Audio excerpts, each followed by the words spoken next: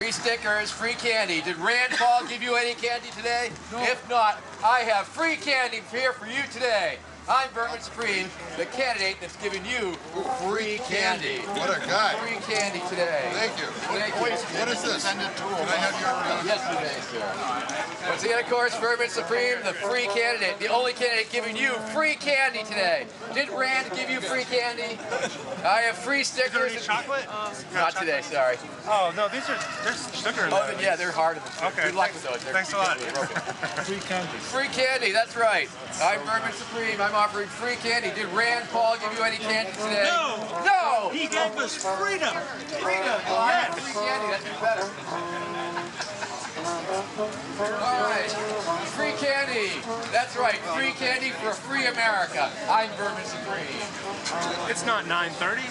Together we will defeat the Washington machine. I have free candy. That's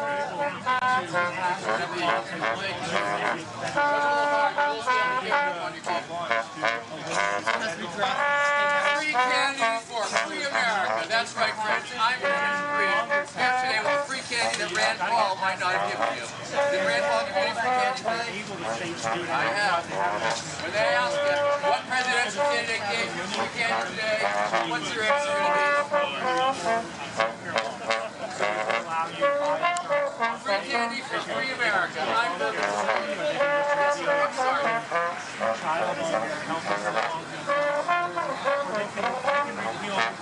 Once again, of course, free candy for free America.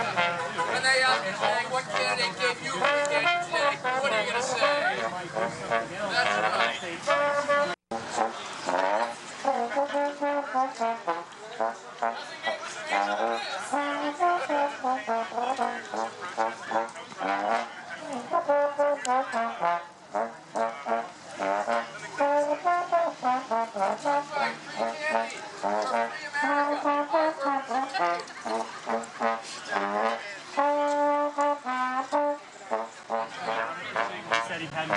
That's right, friends. Free candy.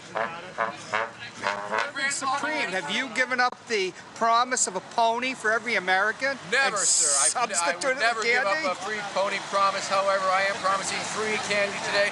Not only am I promising, I am delivering free candy today. The only candidate offering you free candy. Thank you. Thank you very much. I'm Vermin Supreme. I'm the president. Have a beautiful day, and thank you for your support. Once again, of course, free candy.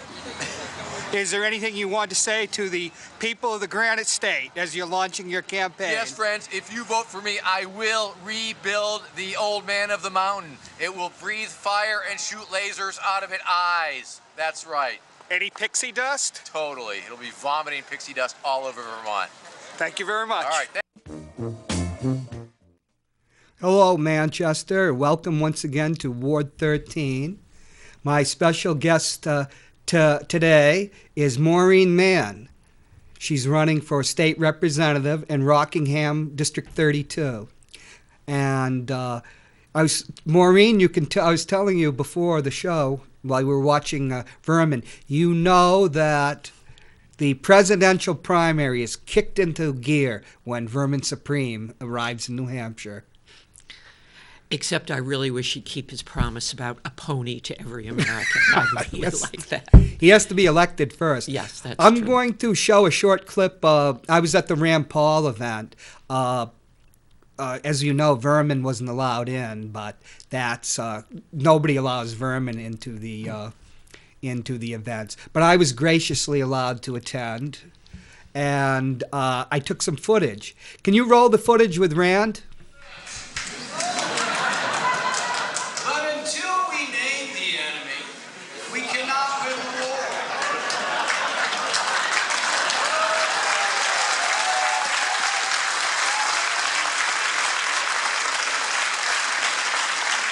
There are enemies within and enemies without. To defend our country, we do need to gather intelligence on the enemy. But when the intelligence director is not punished for lying under oath, how are we to trust our government agencies?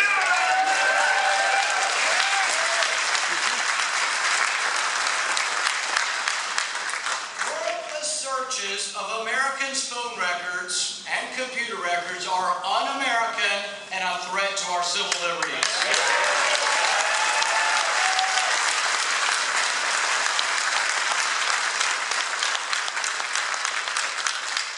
I say that your phone records are yours. I say the phone records of law-abiding citizens are none of their damn business.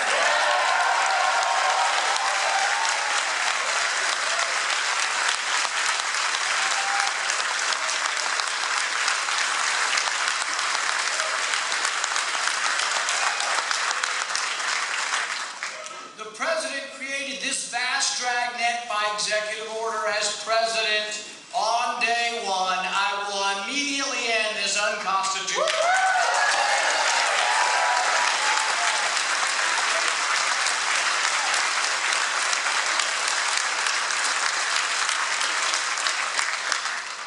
I believe we can have liberty and security, and I will not compromise your liberty for a false sense of security. Not now, not ever.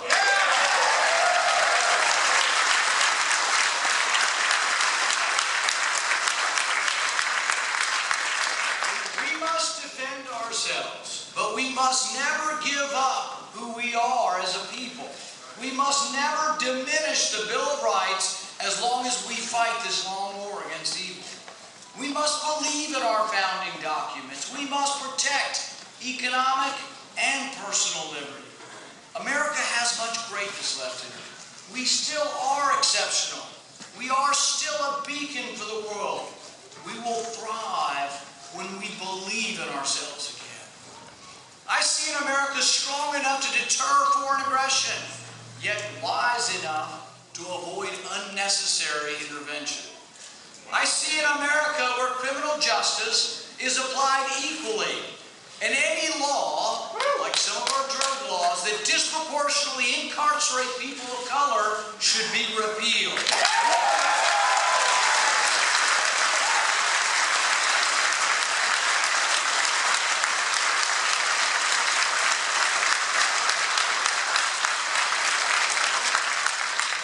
I see an America with a restrained IRS that cannot target or harass citizens for their political or their religious beliefs. Let's go. Yep, that was Rand Paul. And Maureen, it was interesting watching him. Afterwards, I actually went to lunch in Milford, and then I was coming out. Tammy Simmons, who's the head of the Republican GOP, and she's the operations manager of the Rand Paul campaign in New Hampshire. And she did a great job, everything. And we were very cordial. We talked. And I told her she has a very attractive candidate. And as you can see, he has that populist appeal. And it's strange that our party, the Democrats, used to have that populist appeal. And he's the strangest combination of JFK, if I may say so. A little of JFK, the youth and that. And, you know, he doesn't have the gloss and the glamour that JFK had, who I only remember as a small child. But he's the strangest combination of JFK, if you please, and Huey Long. You remember the old populist senator that used to bedevil FDR, and another Southerner. And do you have anything to say about Rand Paul? And Well, I think one of the differences with Huey Long is that I think Huey Long, in one sense, truly believed that and set out to help the poorest among us, the sickest among us, those who needed help. And I truly, despite the populist message, have not seen that in Rand Paul. well, that's the thing. That's why at the end of the clip we have the IRS. It was a strange rally in the way. You had a Baptist minister giving, the benediction or whatever, and all but, endorsing him, which he couldn't do. He'd lose his tax exemption. And but the thing that's so interesting that's going on about what Rand Paul is this I call them anarcho-libertarians because, like you said, they really want to dismantle the state. And the thing is, people don't listen to me. There's so much money coming into the state. Now, Rand Paul, Wall Street doesn't like him as much as they love my candidate, Elizabeth Warren, my non-candidate.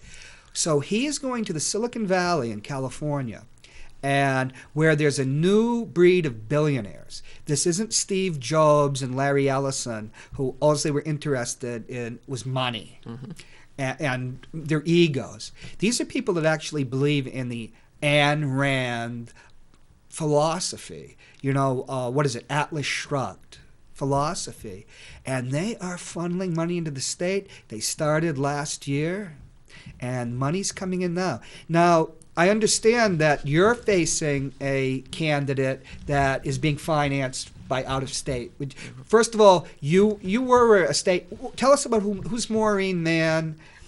Well, okay.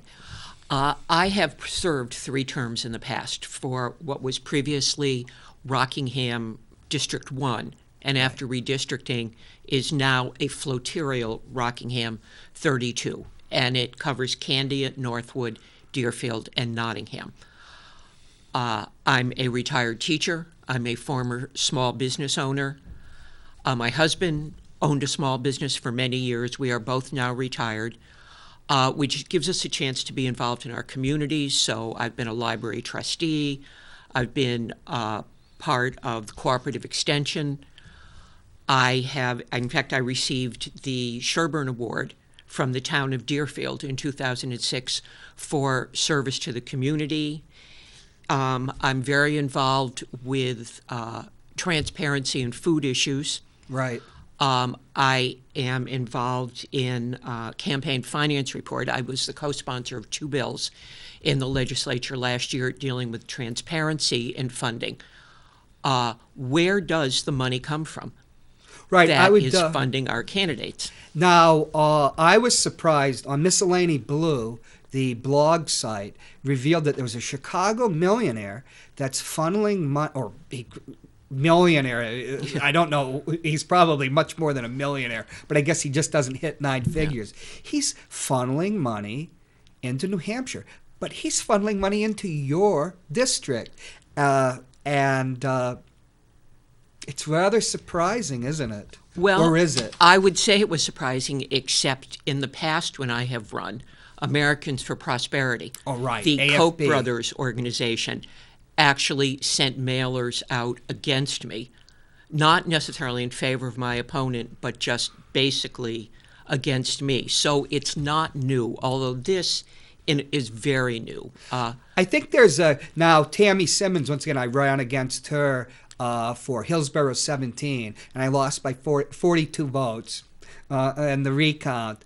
But the thing was, she was boasting at this time last year that AFP, Americans for Prosperity, which is the Koch brothers, one of their foundations, which they funnel money to certain candidates, had boots on the ground in our district, which is Manchester Ward 10, in April. So you're going up against this. And interestingly, on the Miscellany Blue, when they revealed... John, can you show us the PAC, the photos from the PAC? Liberty for All. This is the PAC.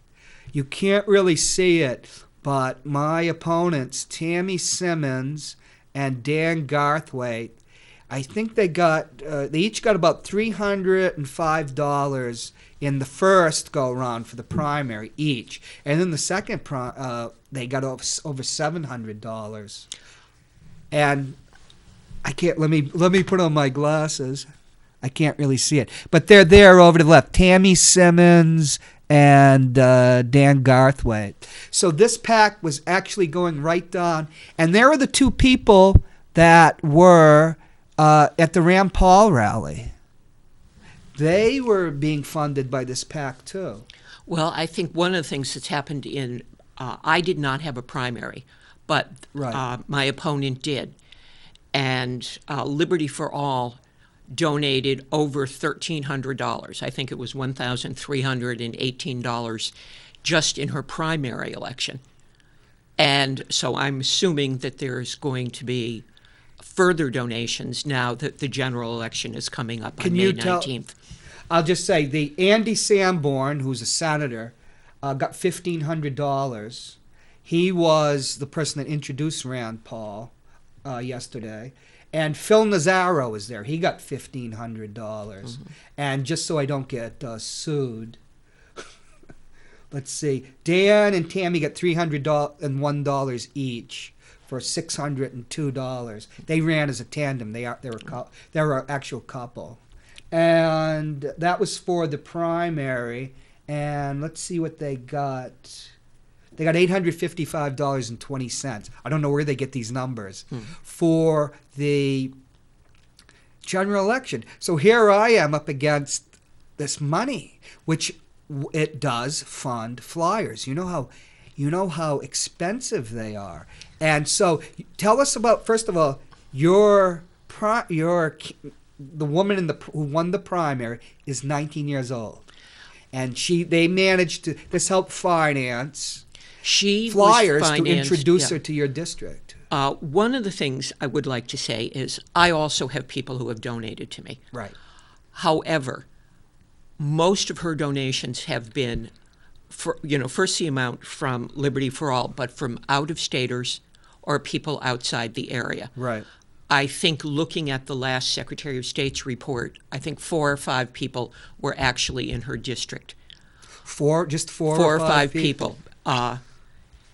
My donations have been essentially 85% of them are people in the 4 towns I'm running in. Right. Small donations, $25, $50. I've had some $10 donations.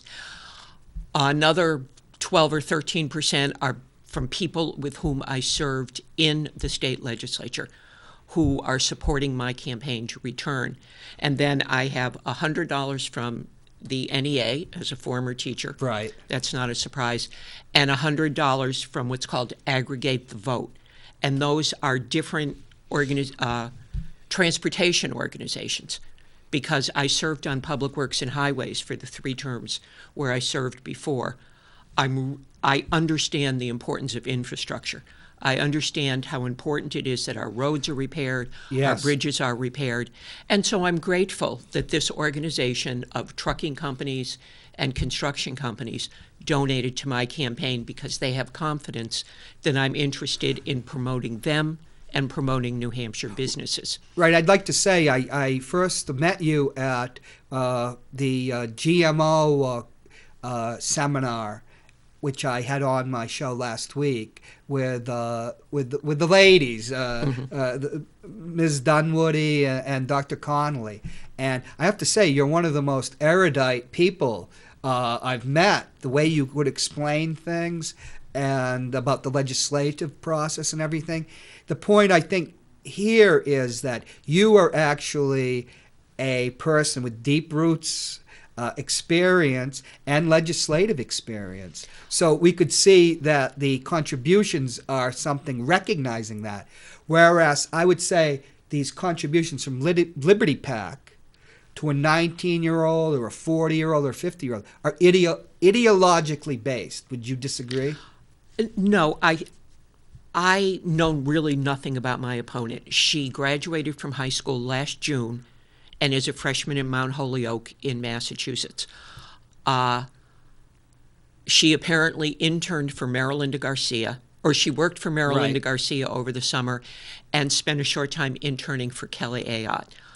I think it's great that, first I should say, it's wonderful when young people get involved in politics. Too many younger people, college students, just don't, because they don't understand how government truly affects their lives. Although if they have student loans or are going to school in New Hampshire, which has the second most expensive in-state tuition and the highest rate of student loan debt, they ought to understand how it affects their lives. Right. So what they do is they are ideologues in the sense that somebody tells me this. I work for Marilinda Garcia, which is great. Who was a candidate Who was a candidate on the right. The far but that's right. what you know. Yeah. And I think start out at the local level. Start out running for school board, for municipal budget committee, for select board. Become a library trustee. Find out what's really going on in your community. If you're a college student, get involved where you are so that you come to have a little understanding of what life is like for people other than yourself. My opponent started out for 2 years at a Christian school. She graduated, spent her last 2 years at Phillips Exeter Academy. It is wonderful that she comes from a family that can provide that kind of educational experience. It truly is. But there are an awful lot of people who don't have parents who can afford that. And I think it's important that you understand how those people live, a little bit about them before. So start out locally, run for something local. Then when you've got some experience and you've spent time on the select board and had people come to you and say, I can't pay my property taxes, I'm losing my house, how can you help? When you understand with the budget cuts now from DHHS, cutting Meals on Wheels, cutting Service Link, cutting help for the mentally ill. How that affects the community. Understand how that affects your neighbors. Right.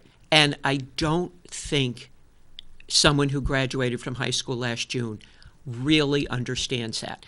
It's great that she's involved. It's great she wants to be involved. But start out somewhere where you get human experiences. Right. The problem with these people being financed from out of state on the basis of ideology is the ideology from what I call the anarcho-libertarians, which as much as like Rand can put this progressive spin, there were things that Pat Buchanan said about that I agreed with. Particularly, I'm against I'm with George Washington against foreign interventions. I'm a veteran. Yeah.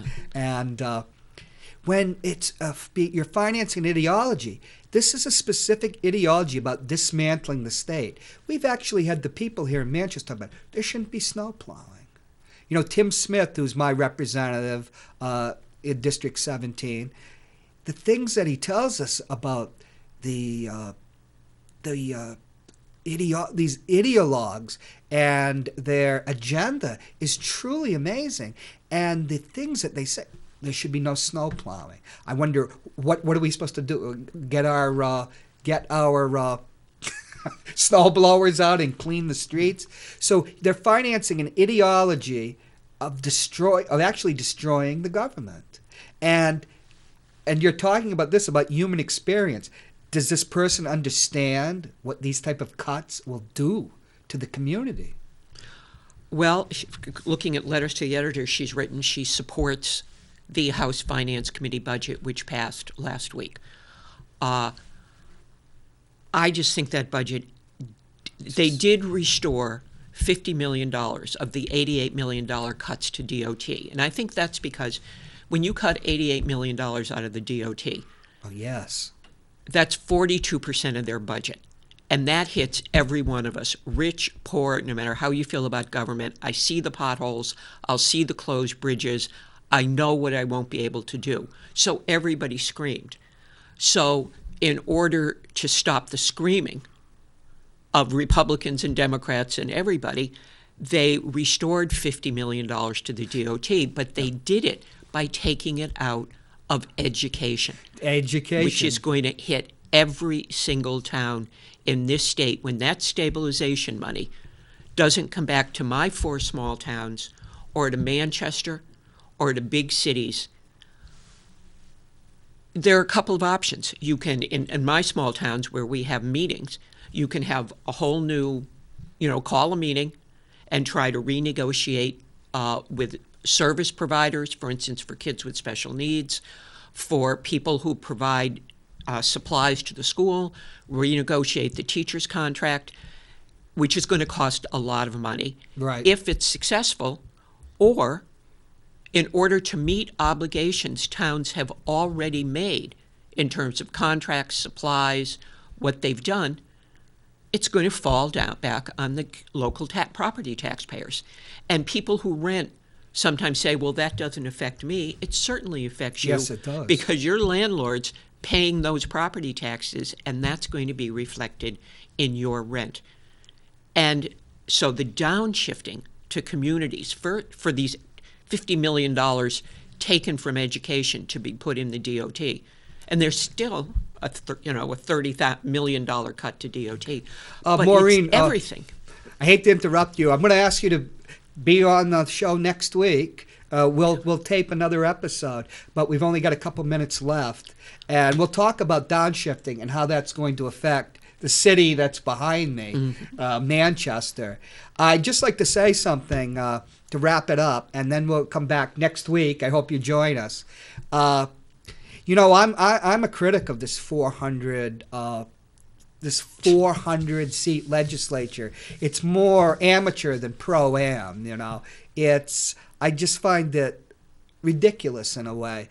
But to somebody from a rural area or a smaller community would counter with the argument, well, it gives us a voice, where like Manchester and Nashua can't throttle us. But I would just like to say, when a candidate in Rockingham 32, a 19-year-old, is being financed by a Chicago millionaire, this isn't the democracy that they created that 400-seat citizen legislature for.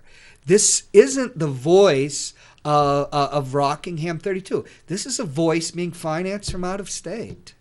And we'll hold that idea, and we'll be back next week. And thank you very much. We'll see you next week with Maureen Mann. John, can you run that slide? Maureen, we've got of Maureen. And they can contact you. They can come for information in maureenmann.blogspot.com. Thank you very much.